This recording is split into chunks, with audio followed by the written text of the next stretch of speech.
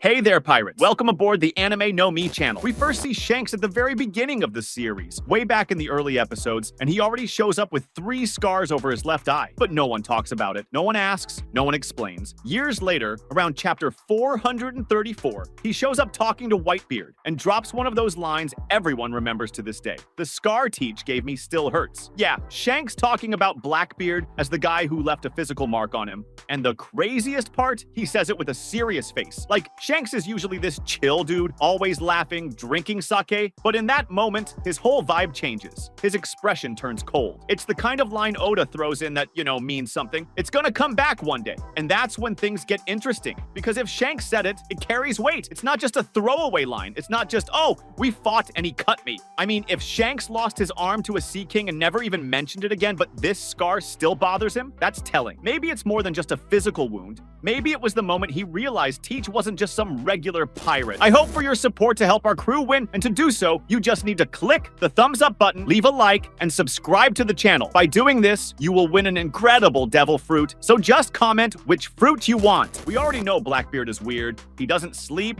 he has a strange body, he can use 2 devil fruits, and he plays the long game like a dirty pirate version of a chess master. But there's more, a lot more. If you think about it, Oda's never actually shown how Shanks fights. We've seen him stop a Kainu with pure haki, cut a ship in one swing, intimidate Aramaki from a distance, but an actual fight? Never. And why does Oda keep that hidden? Because Shanks is the kind of character who carries things from the past, and that eye is a symbol of it all. Maybe in that future fight, we'll finally get a Shanks flashback, back when he was younger, when maybe he wasn't just a pirate, maybe he had a different role, maybe he was tied to some noble lineage, like the Red movie hints at. Remember Figureland? What if he was already connected to the Gorosei before becoming a Yonko? What if he knew things most pirates couldn't even dream of? And what if Blackbeard was the first person to shatter that perfect world he thought he was protecting? That would change everything, and that eye could be the physical reminder of that moment. Also, Oda loves using visual scars as memories. Zoro has the scar on his chest from Mihawk. Luffy has the X from Akainu, and Shanks has the 1 on his eye. But no one saw that fight. No one knows how it went down. That's why this fight has to happen, because it's not just physical, it's emotional, it's narrative. It's the end of something that started a long time ago. And here's the real question. Why is Oda saving this for later? Maybe because Shanks isn't meant to be Luffy's rival, but the one who holds off Blackbeard long enough for Luffy to move forward. And in that battle, Shanks will have to let it all out. Everything he's been hiding, everything he's been feeling, everything that scar represents. And maybe, just maybe, that'll be the moment he finally tells us what really happened. We'll see how Teach did it. We'll realize it was more than a fight. It was a betrayal, a loss, a turning point in Shanks' life. That's why I think Shanks' eye and the secret behind it will only be revealed in his final fight with Blackbeard. Because that fight isn't just any fight. It's the fight that closes one chapter and opens the door to the next. The one that reveals what Oda's been hiding all along. Up to now, the One Piece manga hasn't revealed exactly how Blackbeard, Marshall D. Teach, gave Shanks the 3 scars over his left eye. What we do know from Shanks' own words during the Marineford arc is that he got them from Teach before the current events of the story, and that they still hurt, suggesting it was a major encounter.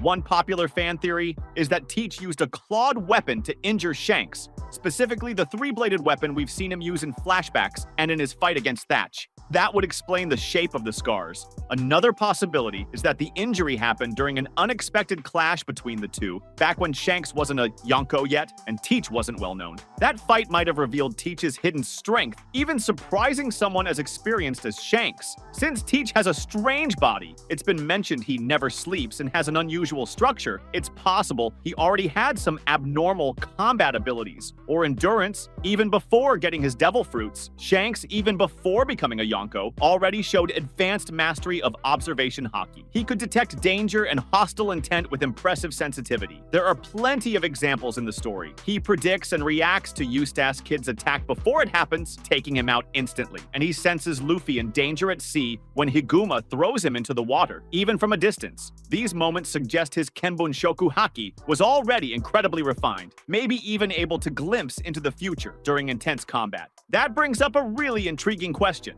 How could someone like Shanks, with his insane level of perception and skill, get injured by Blackbeard to the point of getting 3 deep scars across his face? The answer might lie in the strange anomalies surrounding Marshall D. Teach himself. According to a widely discussed fan theory, Blackbeard has a body and spiritual presence that are anything but normal, making him an incredibly unpredictable opponent, even for seasoned hockey users. Marco, the former commander of the Whitebeard Pirates, even said that Teach's body is weird, and that's not something to overlook. That could mean he has a unique anatomy, or maybe even multiple spiritual presences, which would mess with anyone trying to use hockey to sense emotions, intentions, or future movements. This spiritual anomaly might be the key to understanding how he slipped past Shanks' perception. Observation hockey, among other things, works by sensing a person's killing intent or aura. But if Teach really does have more than one spiritual presence, which could be backed up by the fact that he can use 2 devil fruits, something considered impossible, then maybe he can split or hide his killing intent. That would create a kind of intent vacuum that would stop Shanks from accurately predicting an attack, or make it seem like nothing was going to happen at all. Now here's where it gets interesting. Chapter 1079. Shanks uses observation hockey to literally see into the future,